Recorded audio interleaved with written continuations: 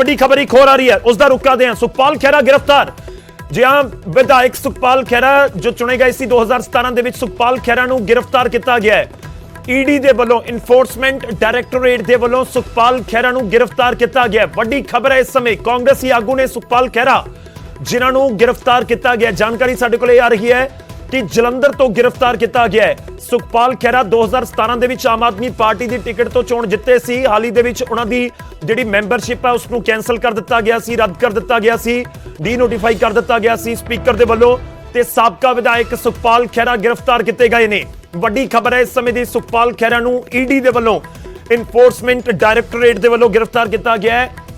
ਸੁਖਪਾਲ ਖਹਿਰਾ ਦੇ ਘਰ ਦੇ ਉੱਤੇ ਕੁਝ ਸਮਾਂ ਪਹਿਲਾਂ ਰੇਡ ਵੀ ਕੀਤੀ ਗਈ ਸੀ। ਉਹ ਬਹੁਤ ਲੰਬੀ ਚੌੜੀ, ਕਾਫੀ ਦੇਰ ਤੱਕ, ਕਈ ਘੰਟਿਆਂ ਤੱਕ ਉਹ ਰੇਡ ਚੱਲਦੀ ਰਹੀ ਸੀ ਤੇ ਇਨਫੋਰਸਮੈਂਟ ਡਾਇਰੈਕਟੋਰੇਟ ਦੇ ਵੱਲੋਂ ਸੁਖਪਾਲ ਖਹਿਰਾ ਦੇ ਉੱਤੇ ਸ਼ਿਕੰਜਾ ਕੱਸਿਆ ਗਿਆ। ਸੁਖਪਾਲ ਖਹਿਰਾ ਨੂੰ गिरफ्तार ਕਰ ਲਿਆ ਗਿਆ। ਈਡੀ ਨੇ ਸੁਖਪਾਲ ਖਹਿਰਾ ਨੂੰ गिरफ्तार ਕੀਤਾ। ਬਹੁਤ ਵੱਡੀ ਖਬਰ ਹੈ ਇਸ ਸਮੇਂ। ਅਸੀਂ ਹੋਰ ਜਾਣਕਾਰੀ ਇਕੱਠੀ ਕਰਨ ਦੀ ਕੋਸ਼ਿਸ਼ ਕਰ ਰਹੇ ਹਾਂ। ਸੁਖਪਾਲ ਖਹਿਰਾ ਭੁਲੱਥ ਤੋਂ 2017 ਦੇ ਵਿੱਚ ਚੋਣ ਜਿੱਤੇ ਸੀ। ਆਮ ਆਦਮੀ ਪਾਰਟੀ ਤੋਂ ਵਿਰੋਧੀ ਧਿਰ ਦੇ ਆਗੂ ਰਹੇ ਨੇ ਤਾਂ ਕੈਬਨਿਟ ਦਾ ਰੈਂਕ ਉਹਨਾਂ ਦੇ ਕੋਲ ਰਿਹਾ ਹੈ। ਫਿਰ ਉਸ ਤੋਂ ਬਾਅਦ ਕਾਂਗਰਸ ਦੇ ਵਿੱਚ ਸ਼ਾਮਲ ਹੋ ਗਏ, ਵਿਧਾਇਕੀ ਵਾਲਾ ਅਹੁਦਾ ਚਲਾ ਗਿਆ। ਪਰ ਹੁਣ ਇਸ ਸਮੇਂ ਵੱਡੀ ਖਬਰ ਹੈ। ਰੁਕ ਕਰਦੇ ਹਾਂ ਸਾਡੇ ਸਹਿਯੋਗੀ ਇਸ ਸਮੇਂ ਨੁਪਿੰਦਰ ਬਰਾੜ ਨੇ। ਨੁਪਿੰਦਰ, ਕੀ ਕੁਝ ਤੁਹਾਡੇ ਕੋਲ ਜਾਣਕਾਰੀ? देखो बिल्कुल सुखपाल खैरा ईडी ने गिरफ्तार कर लिया। दरअसल उन्होंने क्योंकि ईडी के कोल मामला पहले तो चल रहा सी, पुछगिछ पहले भी की गई सी, उन्होंने घर रेड हुई सी। हालांकि उस वे दावा किया गया कि ईडी को कुछ नहीं मिला, इस तरह दावे किए गए। पर लगातार जांच है जी जारी सी और उसे जांच के दौरान ही कह सकते हैं कि सुखपाल खैरा बुलाया गया ईडी के वालों समन करके कि तुहाडे बयान दर्ज किए जाने ने, तुसीं ईडी के सामने पेश होवो। तो सुखपाल खैरा हमेशा की तरह अज पेश होए और करीब 1 घंटा पहला यानी हुण 4:30 होए ने, करीब 3:30 बजे सुखपाल खैरा ईडी ने उत्थे ही गिरफ्तार कर लिया। और उन्होंने पीए जिहड़े ने मनीष उन्होंने इस गल की पुष्टि कर दी है क्योंकि वो उस वेले उत्थे मौजूद सी। और फिलहाल सुखपाल खैरा जिहड़े ने वो ईडी की गिरफ्त दे विच ने। थोड़ी देर तक चीज़ां जिहड़ियां स्पष्ट होणगियां कि अगे किस तरह की कार्रवाई चल रही है, अगे की अपडेट है। थोड़ी देर तक इस चीज़ बारे होर भी अपडेट लैण की कोशिश कर रहे हैं। और सीधे तौर पर सुखपाल खैरा कह सकते हैं कि थोड़े दिन पहले ही उन्होंने विधायक के वजों मैंबरशिप है जी वो रद्द हुई सी क्योंकि उन्होंने ऑलरेडी जो पार्टी आम आदमी पार्टी छड्डी उन्होंने उस वेले तो विधान सभा के मामला पेंडिंग सी। तो एक पासे उन्होंने विधान सभा की कुर्सी गई है तो दूजे पासे एक वड्डा कह सकते हैं कि झटका उन्होंने गिरफ्तारी हो गई है जी।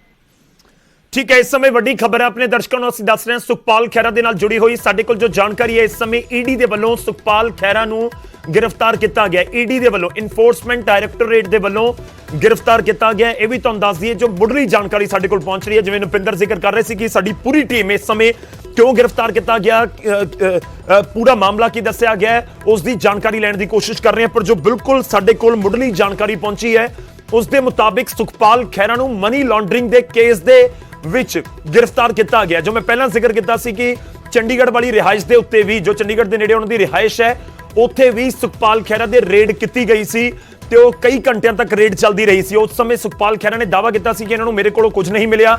ਪਰ ਲੱਗ ਰਿਹਾ ਕਿ ਈਡੀ ਦੇ ਵੱਲੋਂ ਲਗਾਤਾਰ ਸ਼ਿਕੰਜਾ ਕੱਸਿਆ ਜਾਂਦਾ ਰਿਹਾ ਤੇ ਜੋ ਜਾਣਕਾਰੀ ਸਾਡੇ ਕੋਲ ਇਸ ਸਮੇਂ ਪਹੁੰਚੀ ਹੈ ਕਿ ਪੁੱਛਗਿੱਛ ਦੇ ਲਈ ਸੁਖਪਾਲ ਖਹਿਰਾ ਨੂੰ ਬੁਲਾਇਆ ਗਿਆ ਸੀ ਤੇ ਸੁਖਪਾਲ ਖਹਿਰਾ ਨੂੰ ਪੁੱਛ ਪੜਤਾਲ ਦੇ ਲਈ ਈਡੀ ਦੇ ਆਫਿਸ ਬੁਲਾਇਆ ਗਿਆ ਸੀ ਤੇ ਉੱਥੇ गिरफ्तार ਕਰ ਲਿਆ ਗਿਆ।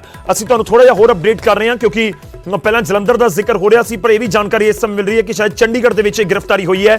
ਈਡੀ ਨੇ ਖਹਿਰਾ ਨੂੰ ਬਿਆਨ ਦਰਜ ਕਰਵਾਉਣ ਦੇ ਲਈ ਬੁਲਾਇਆ ਸੀ, ਉੱਥੇ ਫਿਰ ਜਿਹੜੇ ਉਸ ਸੁਖਪਾਲ ਖਹਿਰਾ ਨੂੰ गिरफ्तार ਕਰ ਲਿਆ ਗਿਆ। ਇਹ ਵੀ ਇਸ ਸਮੇਂ ਸਾਡੇ ਕੋਲ ਜਾਣਕਾਰੀ ਹੈ ਕਿ ਮੈਡੀਕਲ ਕਰਵਾਉਣ ਦੇ ਲਈ ਈਡੀ ਟੀਮ ਸੁਖਪਾਲ ਖਹਿਰਾ ਨੂੰ ਲੈ ਕੇ ਜਾ ਰਹੀ ਹੈ।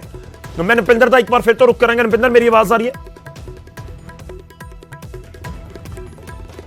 ठीक है, मैं नुपिंदर का रुख करांगा पर उस तो पहला साडे सहयोगी, साडे सीनियर सहयोगी शंकर आनंद भी साडे नाल जुड़ रहे ने। इस सब दे विचाले मैं एक होर इन्फॉर्मेशन देवां कि 15 मिनट के लिए कार्रवाई एक बार फिर तो मुलतवी कर दी गई है। विधान सभा की कार्रवाई 15 मिनट के लिए जबरदस्त हंगामे के विचाले मुलतवी हुई है। विधान सभा वाली कार्रवाई ते अपडेट देवांगे पर पहला गल सुखपाल खैरा की गिरफ्तार होए ने सुखपाल खैरा। शंकर आनंद साडे सहयोगी इस समय साडे नाल फोन लाइन ते ने। शंकर, सुखपाल खैरा की गिरफ्तारी को लेकर क्या कुछ आपके पास जानकारी? केंद्रीय जांच एजेंसी ईडी की टीम ने सुखपाल सिंह खैरा को गिरफ्तार किया है और ये ड्रग्स से जुड़े एक मामले में गिरफ्तारी की है। इस मामले में सुखपाल सिंह खैरा से कई बार पूछताछ की गई और ये पूछताछ राजधानी दिल्ली में हुई थी और पूछताछ के बाद जिस तरह से बकायदा सुखपाल सिंह खैरा के खिलाफ कई महत्वपूर्ण जानकारियां मिली और तमाम बयानों को आधार बनाते हुए और तमाम सबूतों को आधार बनाते हुए जिस तरह से गिरफ्तार किया गया है, तो अभी थोड़ी देर के बाद चंडीगढ़ स्थित जो सिविल हॉस्पिटल है वहां पे उसे पेश किया जाएगा। वहां पर हॉस्पिटल में ले जाने के बाद उसका मेडिकल जांच करवाया जाएगा और मेडिकल जांच करवाने के बाद फिर उसे कस्टडी में ली जाएगी और कोर्ट में बकायदा पेश किया जाएगा। हालांकि अभी गिरफ्तारी जरूर चंडीगढ़ से हुई है, लेकिन आगे तमाम जो पूछताछ की प्रक्रिया, कस्टडी लेने की जो प्रक्रिया है, वो बाद में उसे रिमांड पर लाकर दिल्ली लाया जाएगा और दिल्ली में रख करके फिर आगे की पूछताछ की प्रक्रिया को अंजाम दिया जाएगा। तो अभी जो फैसला, जो एक सबसे पहला जो काम करना है ईडी को, वो अभी सुखपाल सिंह खैरा को अपने साथ में लेकर सिविल हॉस्पिटल लेके जा रही है और वहां पर ले जाने के बाद मेडिकल जांच कराने के बाद आज कस्टडी में आज बकायदा रखा जाएगा वो चंडीगढ़ में ही, और बकायदा जब कोर्ट में पेश किया जाएगा चंडीगढ़ स्थित कोर्ट में, तो वहां पर उसके आगे ट्रांजिट रिमांड की बात की जाएगी कि उसे दिल्ली लेके जाना है और दिल्ली में ले जाकर के पूछताछ करनी है। तो एक तरह से कहा जा सकता है गिरफ्तारी जरूर अभी चंडीगढ़ में हुई है, लेकिन अब उसे दिल्ली में जब लाके पूछताछ की जाएगी तो कई महत्वपूर्ण जानकारियां और भी जुटाने का प्रयास किया जाएगा और खास तौर पर किस तरह से ड्रग्स से जुड़े हुए उसके कनेक्शन जो पुराने रहे हैं और जिस तरह से बकायदा मनी लॉन्ड्रिंग का जो मामला सामने आया था, मनी लॉन्ड्रिंग के तहत जो करोड़ रुपए का लेन देन का मामला सामने आया था, निश्चित तौर पे उन तमाम मामलों की जानकारी औपचारिक तौर पर आज कोर्ट में भी दी जाएगी। जब उसे कोर्ट में पेश किया जाएगा, जज के सामने पेश किया जाएगा, तो बताया जाएगा कि उसके खिलाफ किस तरह के आरोप थे और उसके बाद जांच के दौरान में क्या क्या जानकारियां मिली है, इन कोर्ट के सामने जाएगी। और इसके साथ साथ जब उसे उसकी जो ट्रांजिट रिमांड मांगी जाएगी, तो इस ट्रांजिट रिमांड की जो एक वजह वो बताई जाएगी कि दिल्ली क्यों लेके जाएंगे। हालांकि सुखपाल सिंह खैरा के खिलाफ जो मामला दर्ज हुआ है वो दिल्ली में ही दर्ज हुआ है। दिल्ली में जो एक एसटीएफ की टीम है, जो ईडी की एक ब्रांच है, ईडी का ही एक अलग से विभाग है एसटीएफ, उसके द्वारा एक अलग से मामला दर्ज किया गया था और सुखपाल सिंह खैरा से कई बार यहाँ पे पूछताछ की गई और उसी पूछताछ के आधार पर, तमाम बयानों के आधार पर ये तमाम कार्रवाई की गई है। जी ठीक है शंकर, धन्यवाद आपका। हम आपसे आगे भी जानकारी लेते रहेंगे जिस तरह से सुखपाल खैरा को लेकर और जानकारी आती है।